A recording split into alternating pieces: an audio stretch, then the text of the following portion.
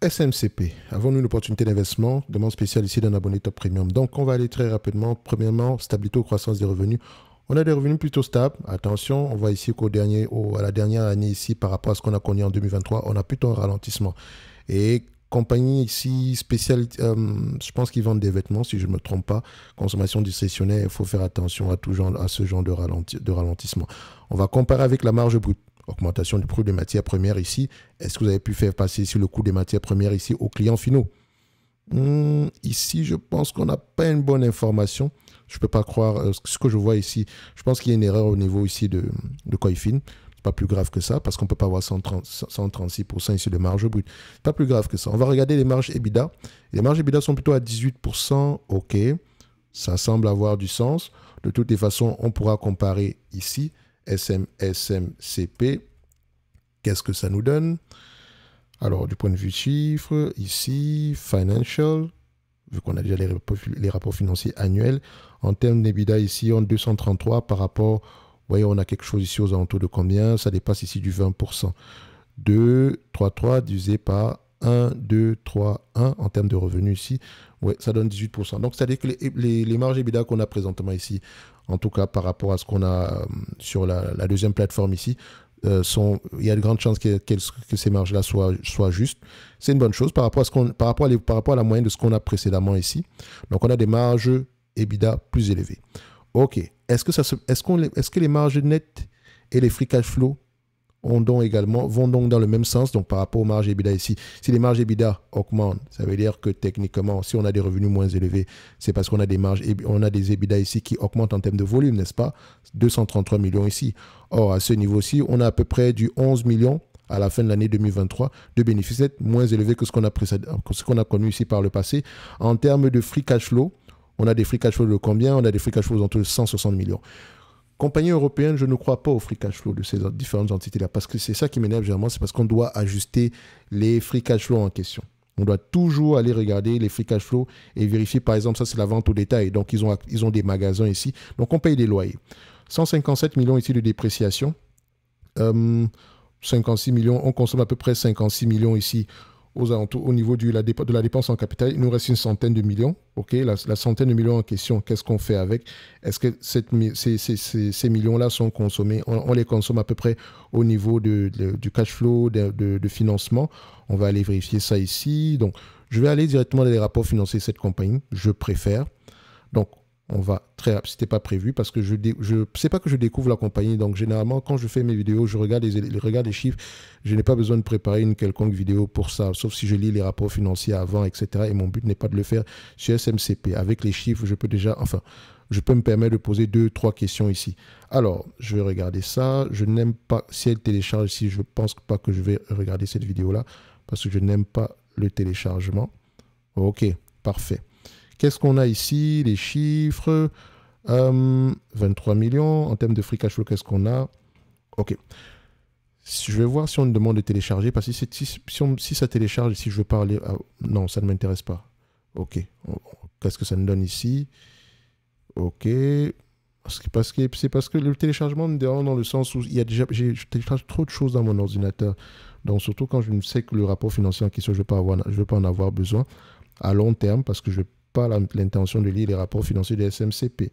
Ce n'est pas parce que c'est une mauvaise entité, mais gagnons du temps, les compagnies européennes ne m'intéressent. Il n'y en a pas beaucoup qui m'intéressent et sûrement pas dans la consommation discrétionnaire.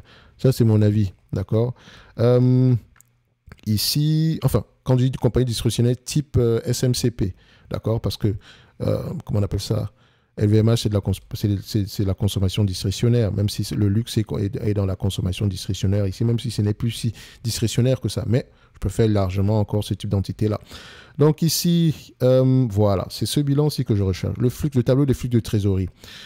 Opérationnel 208 millions, dépenses en investissement 44 millions ici, variation financière dette à court terme, remboursement dette locative. Vous voyez ceci? Ça. C'est mon problème avec les compagnies européennes. Parce que la dette locative en question, ce n'est pas ici qu'on devrait la comptabiliser. Enfin, la loi, selon l'IFRS, selon les normes comptables IFRS, en Europe, c'est possible.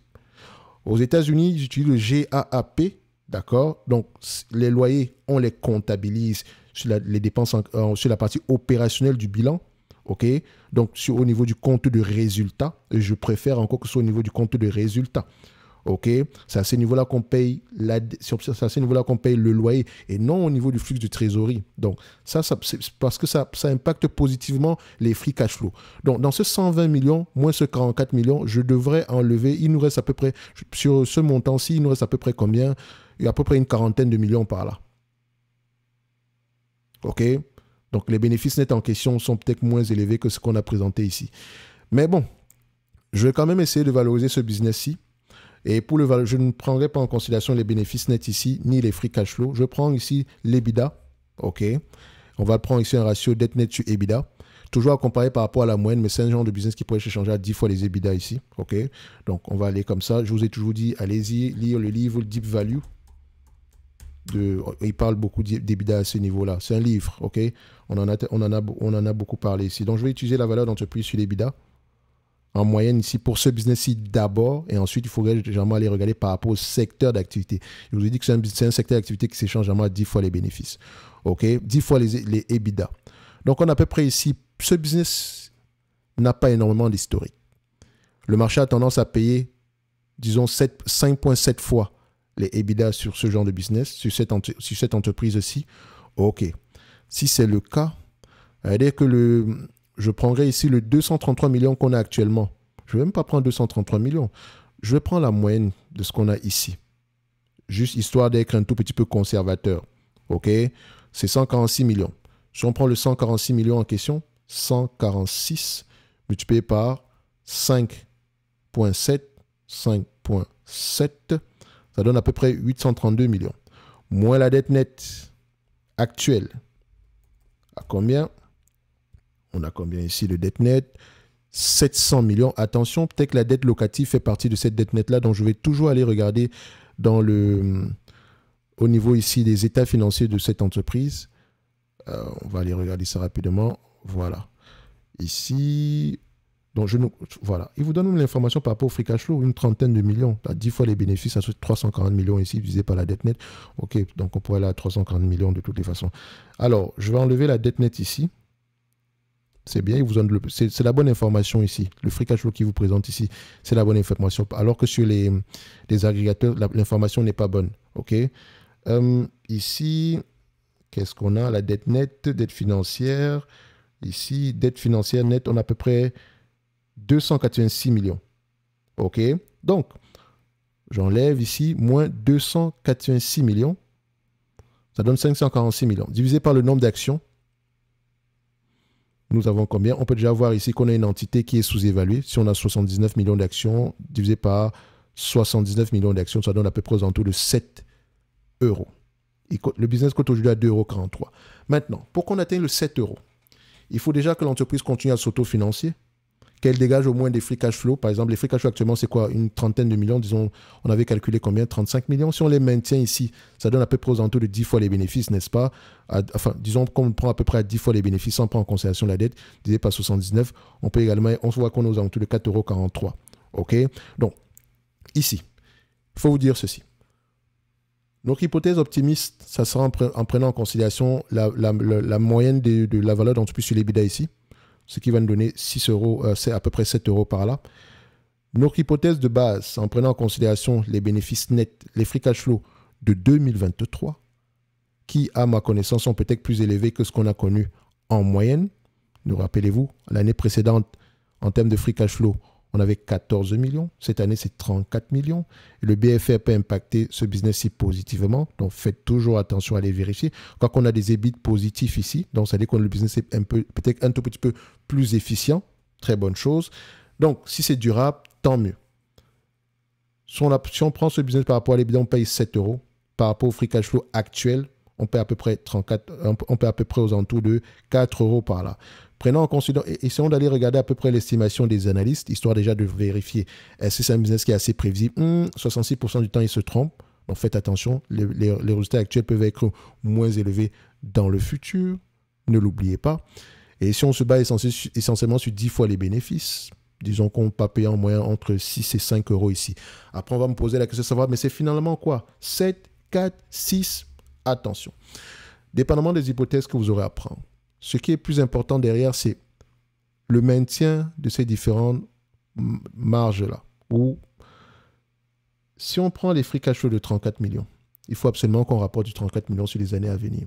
Donc, il faut comprendre pourquoi est-ce qu'on a déjà eu ce qu'on a en date d'aujourd'hui. N'oubliez pas que c'est la consommation discrétionnaire.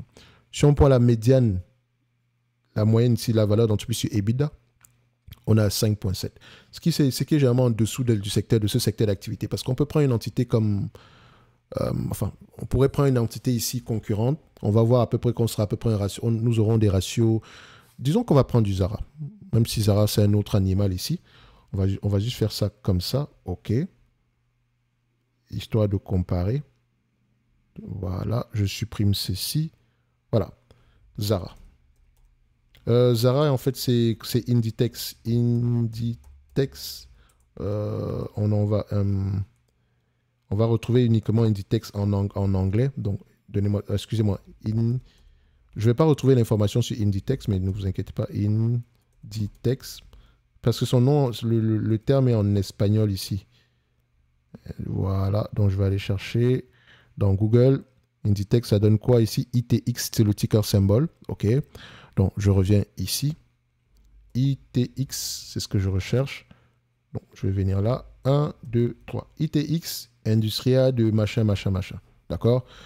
Et quand on prend la moyenne ici, c'est 12 fois la valeur d'entreprise sur EBITDA. Or, ici, c'est 5,7 fois. Donc, cette compagnie ici, si elle a des actifs attractifs, d'accord? Actifs, attractifs, bref. Intéressant, elle pourrait se faire acheter. J'ai déjà vu, enfin, j'évite d'investir sur les entreprises qui vendent des vêtements parce que voilà, j'ai souvent tendance à tomber amoureux du design des différents produits. Ils ont l'habitude de faire de bons produits. C'est de la qualité, j'en ai déjà vu certaines personnes porter et ça a tendance, les matières sont généralement assez qualitatives selon moi et elles pourraient clairement se faire acheter par un autre groupe. OK? Donc, quelle est la raison pour laquelle elle se négocie à des multiples de valorisation aussi bas? Et qu'est-ce qu'elle fait avec ce cash-là? Est-ce qu'elle rachète des actions? Je ne pense pas. Est-ce qu'elle paie un dividende? Je ne pense pas. Est-ce que c'est parce qu'elle rembourse la dette? Ça également, on devrait vérifier à ce niveau. Est-ce que le niveau de dette nette a diminué? Non, disons qu'il est même plutôt stable. Donc, qu'est-ce qui se passe dans cette compagnie? Est-ce qu'il y a un problème au niveau du management? Mais ça ne m'étonnerait pas que quantitativement, qu'elle se fasse reprendre par une autre entité. Le plus important ici, c'est qu'elle puisse maintenir les marges actuelles. Bref, ce n'est que mon avis. De toute façon, SMCP, comme je dirais tantôt, c'est si vous allez dessus, ne mettez pas une grosse partie de vos capital parce que ça reste ici discrétionnaire et les marges pourraient se détériorer. D'accord? Ne l'oubliez pas. Mais pour le moment, ce qu'on voit est assez encourageant. Bref, ce n'est que mon avis et non un conseil d'investissement. Comme d'habitude, je me réserve le droit de me tromper. Merci.